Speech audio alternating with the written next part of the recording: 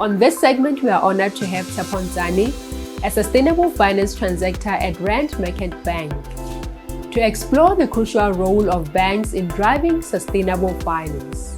In its basic forms, the financial industry or banking to be specific is we are almost an intermediary whereby we source capital and we deploy it to where it's required. So that's in basic form on what we do. So right now there is a need around a big drive around climate change. We understand the effects of climate change and we're seeing the impacts thereof. And we're seeing the need to decarbonize our economies, and particularly in the African continent, wherein we are a heavy fossil fuel dependent economy, and therefore there is a need to decarbonize, there is a need to do things sustainably and better.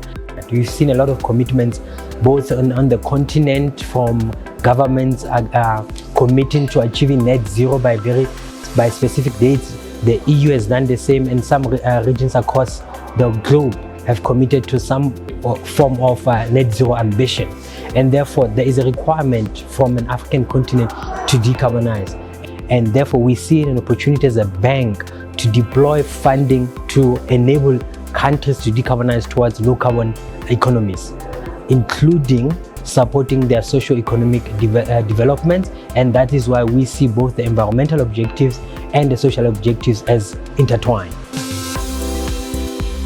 𝐂𝐫 shares insights on some of the key risks that sustainable finance aims to mitigate. So when it comes to sustainable finances, one of the risks that we tackle there is climate risk. So within climate risk, there's two risks that you have to take care of.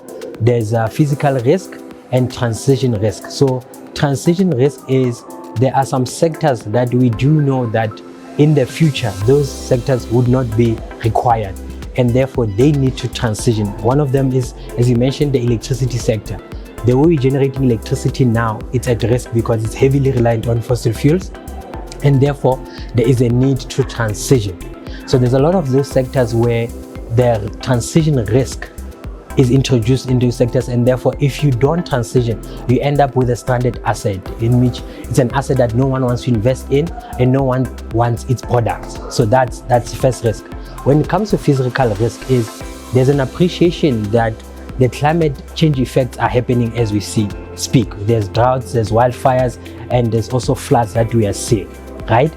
And those introduce physical risk, because to the extent that you have floods, you can imagine if you have a farming community, if you have a flood, what that does to vegetation, and also the damages that floods do to property, wildfires do to property. So that's where physical risk comes into play, to say when the climate effects do occur, what is the exposure that you'll experience, especially from a physical assets perspective. So those are the two types of risks that you find within the climate risk perspective. So there's general risks that we normally look at: your financial risk, the financial position of the company, the governance that you find within the company, and all the other things that are normally generic within an organization when you review it.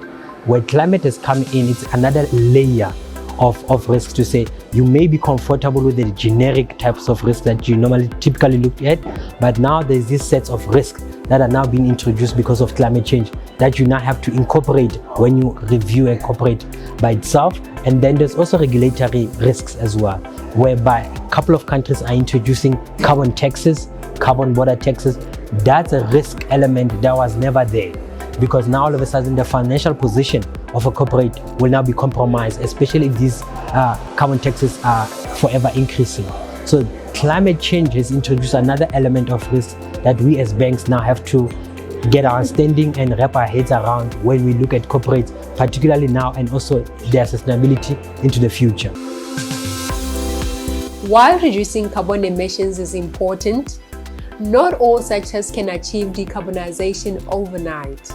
𝐂𝐫 highlights transition finance as an emerging critical tool in supporting industries towards a sustainable future. So when it comes to sustainable finance, there's another element called transition finance.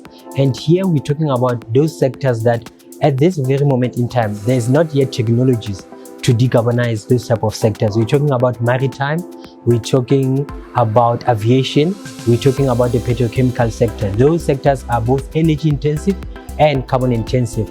And right now, there isn't yet alternative sustainable technologies to replace what you find. For example, in aviation, they use a lot of jet fuel, which is very carbon intensive and gives a lot of emissions.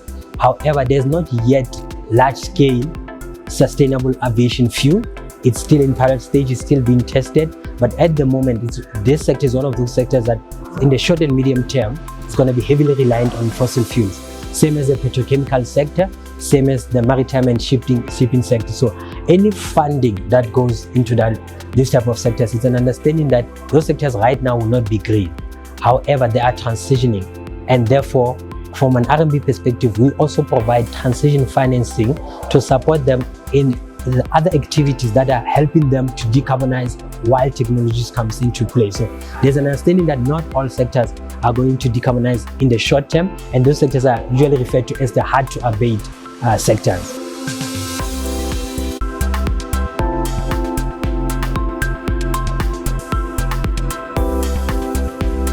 Not all of that funding needs to be debt. There is an opportunity to introduce foreign equity into our economies, where equity funding is a different form of funding, whereby when you deregulate, let's take electricity for example. In a lot of African countries, electricity provision is run and controlled by state-owned entities, and therefore if there is a need to decarbonize, it then naturally becomes that the state-owned entity would have to provide funding to do so, and a lot of them can't because they are heavily dependent on government, which is a lot of them are heavily indebted. So now when you deregulate the electricity sector to say you are now allowing different suppliers to also provide electricity, and therefore that's where the independent power producers come in, and they then own and operate that asset. It's no longer the state, and the state only comes in where it has to transmit and distribute the electricity to the rest of the population, and in so doing the state-owned entity doesn't have to take the full burden of decarbonization, but saying other players can own these assets that generate electricity and then connect them into the grid, and therefore you as a state-owned entity don't have to put all your capital to decarbonize. So that's how the equity conversation comes into. Yes, there's things around green loans, but as we've also seen grant funding available to decarbonize, we've also seen concessionary funding available, but there's different forms, and I think that conversation is now starting to be clear that countries don't have to take up the debt themselves. There's other ways to decarbonize our economies. Though green assets are pivotal in sustainable development, it is important that their implementation must carefully consider potential impacts on both the environment and local communities. There's different ways that you looked at. So for an asset to be green, especially with when you look at green assets, there's a whole lot of other environmental elements that come in to ensure that when you look at a green asset, it doesn't have issues. So first thing, you look at it must be significantly contributing to mitigation. For example, renewable energy, we know it decarbonizes the grid. So that's the first principle. You need to significantly contribute to mitigation. So that's the first one.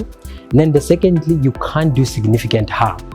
So whenever you install any renewable energy asset, you do things like environmental impact assessment, where what land are you going to be using, what do you find on that land, and what are you going to need to shift and relocate when you do that land, how is the community going to be impacted, who owns the land, and all of those things. And if it's a wind farm, you also look at how birds around there, the biodiversity around there, how you're going to impact that.